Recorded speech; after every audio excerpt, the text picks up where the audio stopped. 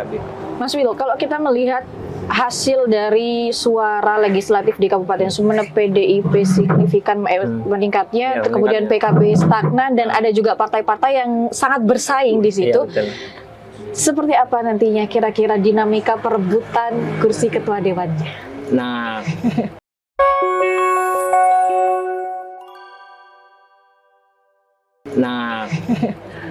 tentu kursi ketua dewan itu kan punya PDE ya, PDE ketuanya. Kemungkinan besar ya.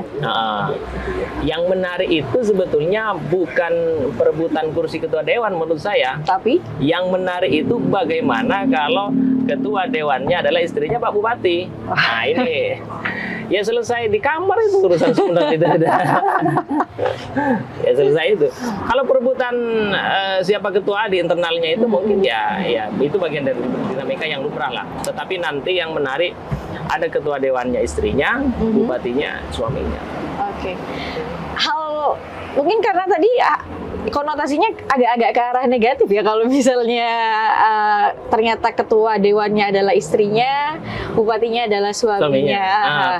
Konotasinya kayaknya Mas Wildan negatif. Iya, agak negatif ya. Gimana? Menurut saya tergantung sih, tergantung perspektif ya. Kalau perspektifnya pakai perspektif gender itu justru positif. Karena rata-rata di belakang itu yang paling menguasai kita itu adalah perempuan. Jadi kita kalau laki-laki ya yang paling menguasai laki-laki. Kalau di luar laki-laki hebat, kalau di dalam itu kan perempuan kuat juga. Jadi misalnya ibu ketua dewan itu, macam-macam kebijakannya kamu itu nanti nggak saya ini. Jadi bisa-bisa cukup dominan kalau perspektifnya gender. Tetapi kalau perspektifnya ya kepentingan politik dan mungkin kepentingan-kepentingan lain yang masuk itu ya hanya jadi simbol.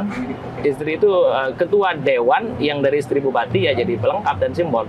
Dan itu yang dua, check and balances tidak akan muncul, kemudian sistem politik ya tidak menarik lagi lah karena tidak ada dinamika. Flat juga akhirnya. Tidak ada dinamika. Oke, tapi sebelum ke situ, memangnya Mas Wildan selama ini menilai seperti apa sih? Karena kan kita seperti tahu ya, DPRD itu perwakilan dari masyarakat, misalnya ada keluhan dan lain. Selama ini DPRD sudahkah menjalankan itu? Nah, kalau bicara itu sih, saya agak panjang ininya, analisisnya. Sebelum kepada peran fungsi DPR memaksimalkan tanggung jawabnya, pengawasannya,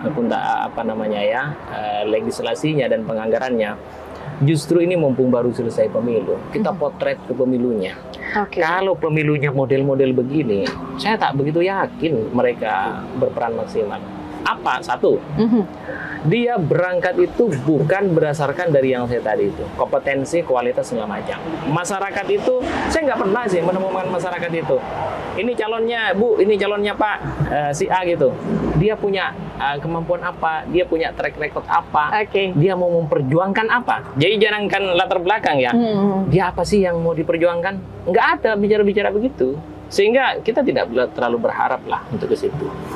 Artinya yang mereka kampanyekan, yang mereka perjuangkan untuk menang itu bukan tentang pembangunan kesejahteraan dan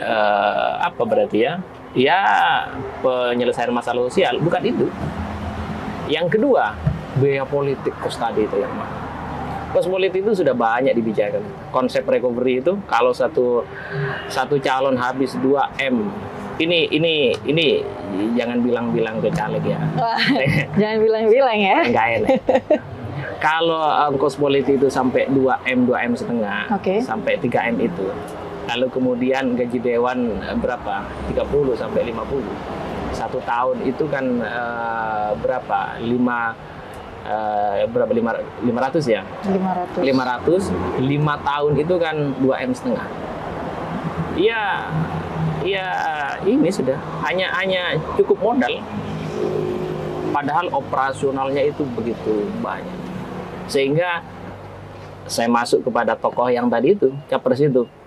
Ya pembuktian terbalik, kalau ada dewan kaya, itu ya urusan, nggak tahu lah sumbernya itu perlu kita selidiki.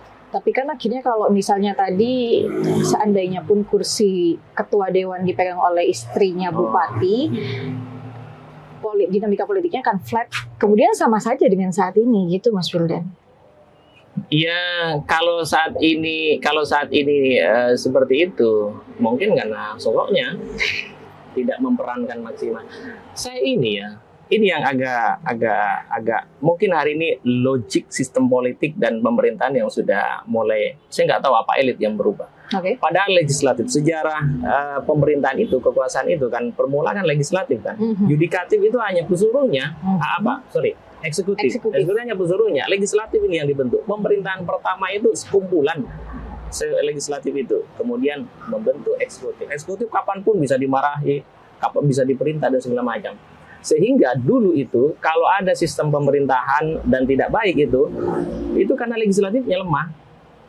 Nah, sekarang itu sebetulnya dua bisa dipotret. Kalau legislatifnya kuat, dia bisa menekan terhadap eksekutif, bisa panggil, OPD bisa panggil, Bupati bisa panggil, walaupun dia tidak bertanggung jawab langsung terhadap dewan, tapi hak legislatif kan kuat, hak pengawasan kuat, hak budgeting kan, hak budgeting itu kan kuat juga, bisa tekan di situ. Persoalannya ya lemah juga.